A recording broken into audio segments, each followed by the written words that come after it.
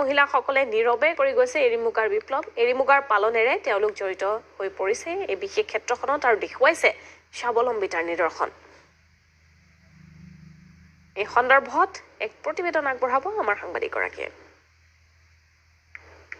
হয় চাওক, অসমীয়াৰ স্বাভিমান আপুৰুগীয়া এৰী মুগা পালনেৰে স্বাৱলম্বিতাৰ পথ দেখিছে একাংশ গাঁৱলীয়া মহিলাই। আৰু আমি আহি বৰ্তমান উপস্থিত হৈছো দক্ষিণ কামৰূপৰ জনজাতীয় বসতি প্ৰধান অঞ্চল কুলচিত। আৰু ইয়াতে একাংশ মহিলা কিদৰে এৰী পালনেৰে তেওঁলোকে বা এৰী শিল্পৰে তেওঁলোকে স্বাৱলম্বী হোৱাৰ তেওঁলোকে এক সপোন দেখিছে। আমি আহি যিহেতু এই অঞ্চলত উপস্থিত হৈছো আৰু তেওঁলোকৰ পৰা পোনে পোনে কিছু পলম নকৰাকৈ আমি জানিবলৈ চেষ্টা কৰিছো। বাইদেউ, আপোনাৰ কাষলৈ আহিছো, এইফালে আহিলে অকণমান সুবিধা হ'ব।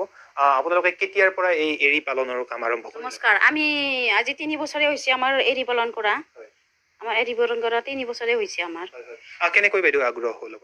আমি এইবিলাক ষ্টেণ্ডবিলাক দিছে ছাৰহঁতে গ্ৰামীণ চাহাৰৰ পৰা।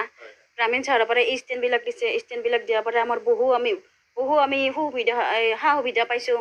ছাৰহঁতে গ্ৰামীণ চাহাৰৰ পৰা আমি এইগিলা বস্তু পাইছোঁ, এইবিলাক পাইছোঁ। আমি বহুত লাভৱান হৈছোঁ। বহুত ধন্যবাদ দিছোঁ আমি গ্ৰামীণ চাহাৰক। আপোনালোকে কেনেকুৱা ধৰণে পালন কৰোঁতে কেনেকুৱা ধৰণে কৰে অকণমান যদি জনায়? আমি ইয়াক এই পলুটো আমি এই যে বাঁহৰ পৰা কণী পাৰে, পখিলা জাগি তাতে কৰে, এই ডিমা কণী পাৰি আমি কণীখিনি ধুনীয়াকৈ সাজাই পৰাই থোৱাৰ পিছত পোৱালি জগাৰ পিছত আমি ইহঁতক পালন কৰি সেনেকৈ কৰি আছোঁ আমি। বাইদেউ, কেনেকুৱাকৈ বিক্ৰী কেনেকুৱা হয়? বিক্ৰী আমি পলুখিনি আমি এৰীৰ বহাটো আমি বিকো, আমি গ্ৰামীণ চাহাৰতে দি দিওঁ। গ্ৰামীণ চাহাৰত বিক্ৰী কৰোঁ আমি।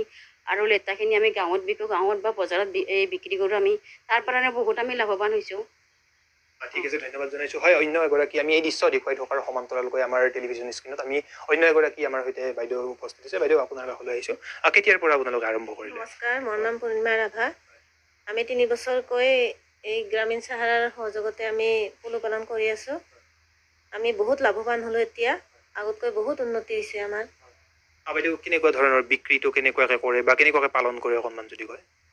আমি বাহাটো আমি গ্ৰামীণ চাহাৰক দি দিওঁ কিলো ছিষ্টেম, আৰু পকাটো আমি গাঁৱলীয়া বিক্ৰী কৰোঁ।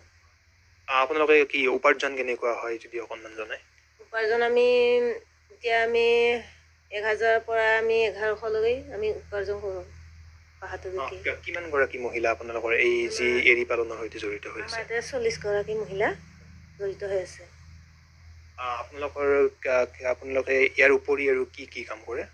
আমি বহুত শস্য কৰোঁ। আমি শাক পাচলি বিকিও বহুত উন্নতি হৈছোঁ। বহুত খেতিয়ে কৰোঁ আমি এতিয়া। আৰু বাইদেউ, এইটো আমি যি দেখিছোঁ এৰী, ইয়াৰ পৰা আপোনালোকৰ যি সূতা হয়, তাৰপিছত কেনেকুৱা ধৰণে যদি অকণমান কয় কি বনোৱা হয় বা কেনেকুৱা ধৰণৰ? আমি এৰীটো কৰি আমি ঘৰতে সিজাই কিনে আমি সূতাটো কাটি কিনে আমি এৰী চাদৰ বওঁ, নিজে তাঁতশালতে বৈ লওঁ। এনেকৈ আমি বহুত কাপোৰে বিক্ৰী কৰিলোঁ। তেনেকৈ আমি লাভৱান হৈ আছোঁ। উপাৰ্জন কৰিব পাৰি আৰু অন্য মহিলাসকলৰ। আমি গোটটোৱে লগ হৈ আমি উপাৰ্জন কৰি আছোঁ।